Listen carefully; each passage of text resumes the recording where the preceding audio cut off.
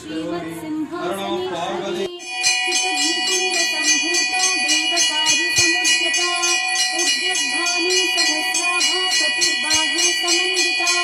रागस्वरूपपाशाढ्या क्रोधाकारां कुचोज्ज्वला